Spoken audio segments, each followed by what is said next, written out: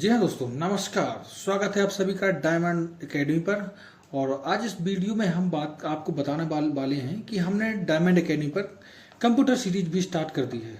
तो अगर आप किसी भी प्रकार की कॉम्पिटिटिव एग्जाम की तैयारी कर रहे हैं जिसमें कंप्यूटर से रिलेटेड कोई भी क्वेश्चन आता है तो आप सही जगह पे आए हैं। जी हाँ, यहाँ पे हम बेसिक से लेकर के एडवांस लेवल तक कंप्यूटर से रिलेटेड क्वेश्चन करेंगे। साथ ही जो आने वाले प्रीवियस ईयर क्वेश्चन हैं उनको भी हम जो है डिस्कस करेंगे। और साथ ही कुछ एमसीक्यू भी हैं तो उनको भी इस सीरीज में डिस्कस किया जाएगा।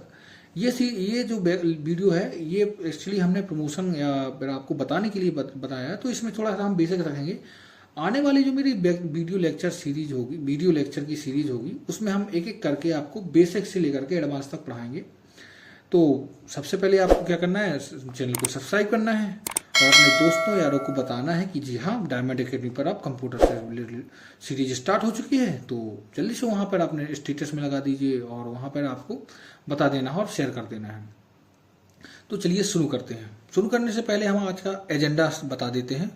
हमारा आज का एजेंडा रहेगा कंप्यूटर का इंट्रोडक्शन, उसके बाद कंप्यूटर के फादर कौन थे उसको पढ़ना, उसके बाद जो है हमारी जनरेशन ऑफ कंप्यूटर। जी हाँ, जनरेशन के बारे में जानना कि कंप्यूटर की कौन कौन सी जनरेशन हुई थी, अभी कौन सी जनरेशन चल रही है वो हम पढ़ेंगे। उसके बाद हम कंप्यूटर के बेसिक फंक्शन पढ़ेंगे कि कंप्यूटर आखिर करता क्या है, तो उसके बारे में हम जानेंगे। तो चलिए शुरू करते हैं। सबसे पहले इंट्रोडक्शन। कंप्यूटर क्या है? Computer is a electronics device that stores, process and retrieve data. नहीं समझी? मैं बताता हूँ। बेसिकली कंप्यूटर एक इलेक्ट्रॉनिक्स डिवाइस होती है जो आपके द्वारा किसी भी दिए गए डेटा को क्या करता है, वो स्टोर करता है, अपने पास रखता है। उसके बाद उसको प्रोसेस करता है और अगर आप उस डेटा को वापस लेना चाहते हैं तो वो डेटा आपको रिट्रीव भी कराता है, माने कि आपको दिखाता है। जैसे मैं समझता हूँ, बताता हूँ आपको। जैसे आपने कोई PDF कंप्यूटर में स्टोर करके रख दी, उसके बाद आपको क्या करना है, वो कंप्यूटर को उसे PDF को देखना है दोबारा। तो आप क्या करते हैं, जाकर के कंप्यूटर में जाते हैं, उसकी फाइल को खोलते हैं और उसके बाद उस PDF को देख लेते हैं। लेकिन बैकएंड में क्या होता है, कंप्यूटर आपकी जो आपने जैसे ही क्लिक किया कंप्यूटर उस फाइल को देखता है। उसके बाद उस फाइल को जो है आपकी कमांड के अनुसार प्रोसेस करता है और उसके बाद आपके डेटा को ला करके स्क्रीन पर दिखा देता है, आउटपुट दिखा देता है, दैट इज रिजल्ट दिखा देता है। और इसको ही हम जो है, जो भी मशीन ये काम करती है उसको हम बेसिकली कंप्यूटर की कैटेगरी में डाल देते हैं, तो वो मशीन कंप्यूटर कहलाएगी। अब आप ये कहेंगे कि आप क्या मेरी हैंड वॉच कंप्यूटर है? तो जी हाँ दोस्तों, उसको भी हम आप कंप्यूटर कह सकते हैं। लेकिन अब क्या है, कंप्यूटर का बहुत ज़्यादा कैटेगराइजेशन हो गया है, अलग अलग टाइप के कंप्यूटर आ चुके हैं, तो हम उसको कंप्यूटर कहेंगे। लेकिन बेसिक ऑपरेशन कंप्यूटर का यही होता है कि वो आपके डेटा को स्टोर करता है, प्रोसेस करता है और उसको रिट्रीव करता है। अब दोस्तों जानते हैं कि कंप्यूटर के पिता किसे कहा जाता है और इनका आखिर पिता कहे जाने के पीछे योगदान क्या है। तो कंप्यूटर के पिता जो है दोस्तों, चार्ल्स बेबेज को माना जाता है। इनका योगदान क्या है दोस्तों? तो पहले थोड़ा सा इनके बेसिक्स के बारे में जान लेते हैं, इनकी हिस्ट्री के बारे में जान लेते हैं। तो जो चार्ल्स बेबेज थे दोस्तों, वो कैम्ब्रिज यूनिवर्सिटी है USA में, वहाँ पर प्रोफेसर थे। इनका डेली का काम क्या रहता था कि इनको अपने रिसर्च के दौरान या पढ़ाने के दौरान बहुत सारी कैलकुलेशन करनी पड़ती थी और उसको टेबल जनरेट करनी पड़ती थी।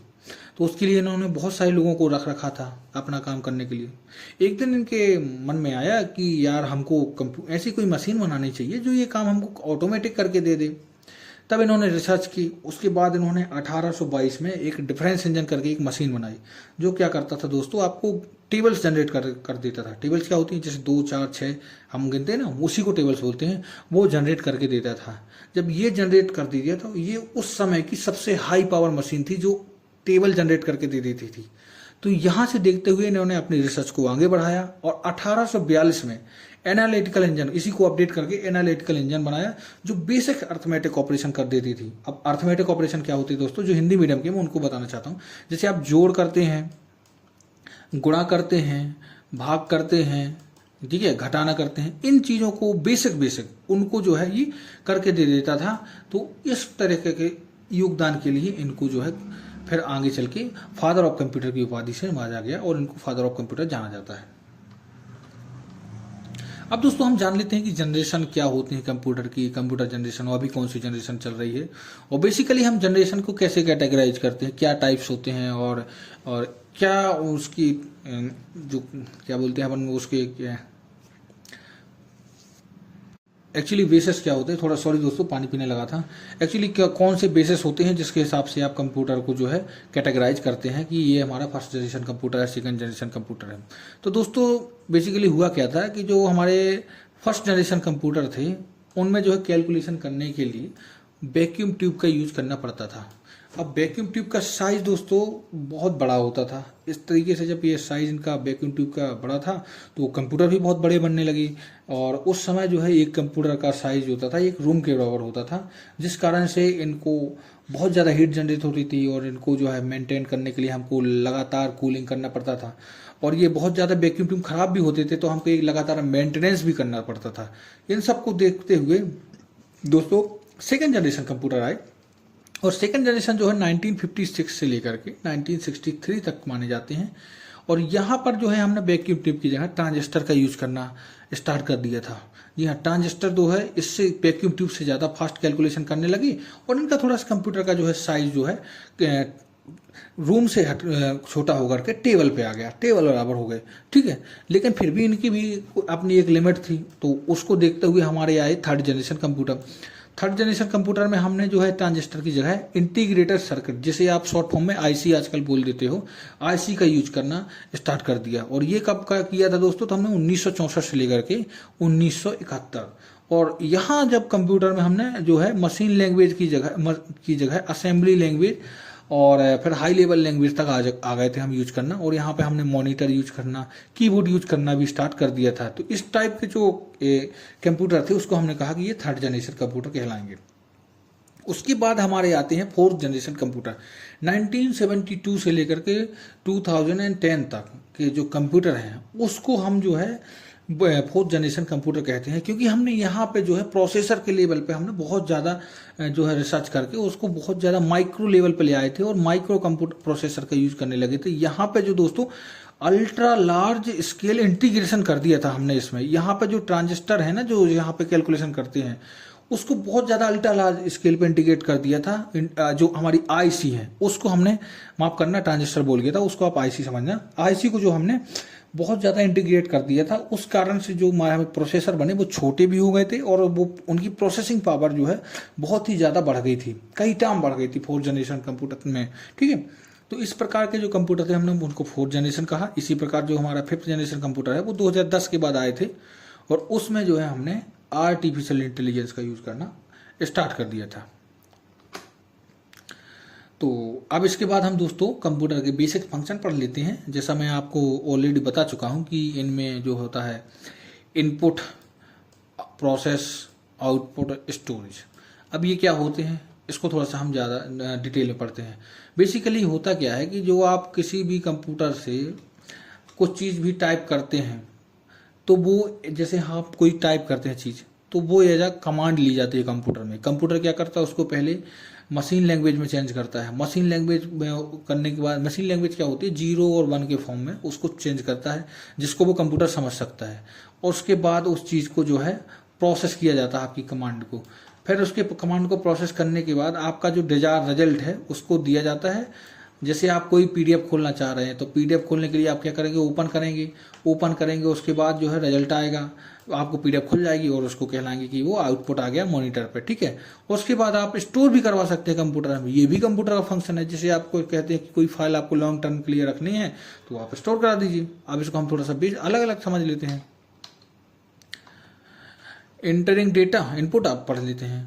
इनपुट क्या होता है, entering data using device like keyboard की सहायता, जैसे मैं आपको बता चुका हूँ, माउस हो गया, स्कैनर हो गया। यहाँ तक जैसे मैं आपको पढ़ा रहा हूँ तो मैं ये क्या पेन टैब का यूज कर रहा हूँ, इसमें हमने क्या कर रहे हैं कि पेन टैब की सहायता से इसमें इनपुट दे रहे हैं, तो इसको क्या बोलेंगे, इनपुट देना, ठीक है। तो कुछ इनपुट डिवाइस आपने देखी होंगी, जैसे कीबोर्ड हो गया, स्कैनर हो गया, ठीक है। ट्रैक बॉल ये पहले आती थी दोस्तों, आजकल तो ये आपने मुश्किल है दिखना आपको, हालांकि कोई जो पुराने लोग हैं वो जानते होंगे। MICR दोस्तों आप जानते होंगे ये बैंक में यूज होती है। ये बैंक में जो आपकी चेक होती है ना, चेक में MICR नंबर लिखा होता है। अगर आपके पास चेक हो तो अभी वो देख लेना, उसको रीड राइट करने के लिए ये MICR का यूज किया जाता है। उसके बाद आता है टच पैड। टच पैड तो दोस्तों आपने लैपटॉप में देख ही लिया होगा। उसके बाद टच पैनल, टच स्क्रीन आती है, उसका हो गया। जॉयस्टिक बेसिकली आप जो गेम होते हैं ना, वीडियो गेम्स होते हैं, उसके लिए यूज किया जाता है। उसके बाद ये बारकोड रीडर आपने दोस्तों जो शॉपिंग मॉल होते हैं ना, वहां पे शॉपिंग करने जाते हैं तब आपने देखा होगा ये बारकोड रीडर। माउस तो आप जानते ही हैं। OCR ये ऑप्टिकल कैरेक्टर रीडर होता है। इसमें क्या होता है दोस्तों, माफ करना, इसको रिकॉग्निशन बोलते हैं, ऑप्टिकल कैरेक्टर रिकॉग्निशन। तो ये क्या होता है, ये जो आपने देखा होगा OMR शीट आती है, OMR शीट को ये स्टडी करता है और उसके अनुसार आपको डिजायर रिजल्ट दे देता है। तो ये कुछ इनपुट डिवाइसेस थी और इनकी सहायता से आप कंप्यूटर में इनपुट ले सकते हैं। अभी आता है हमारा प्रोसेसिंग क्या होती है। प्रोसेसिंग जैसे आपने अभी इनपुट दिया इनपुट डिवाइस की सहायता से, अब उस इनपुट को जो है प्रोसेस करके कंप्यूटर की आप करना क्या चाह रहे हैं, कंप्यूटर से मंगाना क्या चाह रहे हैं, उसी को जो है प्रोसेस करना, वही कहलाती है प्रोसेसिंग। और ये किसके द्वारा की जाती है, CPU का फुल फॉर्म होता है सेंट्रल प्रोसेसिंग यूनिट, उसके द्वारा ये चीजें की जाती हैं। और फिर उसके बाद जो आपका डिजायर रिजल्ट होता है वो इस मॉनिटर पे या फिर प्रिंटर के थ्रू प्रिंट कराना, ठीक है, या म्यूजिक के थ्रू म्यूजिक बजाना, वो करना, ये कहलाता है आउटपुट, जो कि हम आगे देखते हैं जी। कुछ ये देखिए, जैसा कि आउटपुट मैंने आपको बताया था, displaying result through monitor, printer और स्पीकर, वो कहलाता है आउटपुट। कुछ आउटपुट डिवाइसेस आपको बता देता हूँ, जैसे आपने मॉनिटर, वो आप जानती होंगे, प्रिंटर हो गया, स्पीकर हो गया, हेडफोन हो गया, ठीक है, प्रोजेक्टर से भी आप आउटपुट ले रहे हैं, ठीक है। टच स्क्रीन एक ऐसी डिवाइस है दोस्तों जिसमें आप जिसको आप इनपुट डिवाइसेस और आउटपुट डिवाइसेस दोनों की कैटेगरी में रख सकते हैं। और इसके बाद ये होता है प्लॉटर का दोस्तों यूज क्या होता है, या एक आउटपुट डिवाइसेस, ये आगे चल के हम और डीप में इन सब कुछ चीज़ों को पढ़ेंगे। प्लॉटर एक, जैसे आप कोई पंपलेट बना देखते हैं ना, बैनर बनाना, उसमें ये यूज किया जाता है प्लॉटर। उसके बाद होता है जीपीएस को भी जो है दोस्तों आउटपुट डिवाइसेस के रूप में समझा जाता है।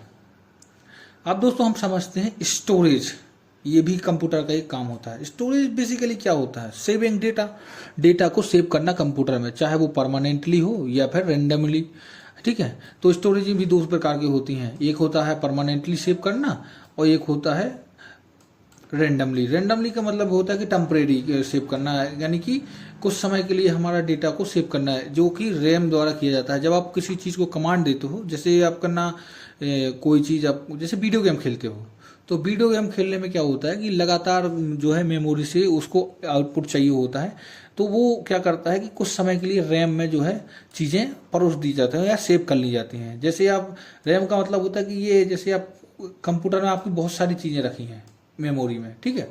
अब मेमोरी से आपको किसी एक पीडीएफ को देखना है, तो पीडीएफ से क्या करता है कि ये थोड़ा स्लो मेमोरी होती है, रैम जो होती है बहुत फास्ट मेमोरी होती है, तो कंप्यूटर क्या करता है, यहाँ से ये पीडीएफ को ला करके यहाँ रैम में स्टोर कर देता है कुछ समय के लिए। तो ये जो रैम जो होती है बहुत फास्ट मेमोरी होती है, तो आपके साथ वो रैम जो है इंटरेक्शन बहुत तेज कर पाती है, इस कारण से आपको जो है रिजल्ट बहुत तेजी से स्पीड में मिल पाता है। इसलिए इसको टेम्परेरी स्टोर करने के लिए हम रैम का यूज करते हैं, जबकि परमानेंटली हम स्टोर करने के लिए HDD का यूज करते हैं। और अभी जो हाल फिलहाल में चलने लगी है दोस्तों, वो आ रही है SSD, और SSD के बाद भी हमारी एक नई SSD आ रही है जिसे हम बोलते हैं NVMe, और उसकी दोस्तों जो है जनरेशन 5 चल रही है, ठीक है। तो ये थी हमारे कंप्यूटर के कुछ फंक्शन। आई होप आपको लेक्चर पसंद आया हो दोस्तों। हमने बेसिकली इस लेक्चर में जो है बहुत ज़्यादा शॉर्ट में रखा था, क्योंकि हम आज आपको इसे बताना चाह रहे थे कि हमने लेक्चर को स्टार्ट कर दिया है। इसके बाद हम जो है इस लेक्चर को बहुत ज़्यादा डीप लेकर के जाएंगे, इसको एडवांस लेवल तक लेकर के जाएंगे, और कल से हमारा एक लेक्चर को जो है और ज़्यादा डीप जाएगा। उसके बाद आपको कुछ MCQ कराए जाएंगे, PYQ भी रहेंगे जो पुराने परीक्षाओं में आ चुके हैं। तो आई होप दोस्तों आपको पसंद आया हो। थैंक यू, और सब्सक्राइब करे बना जाइए मत। Thank you.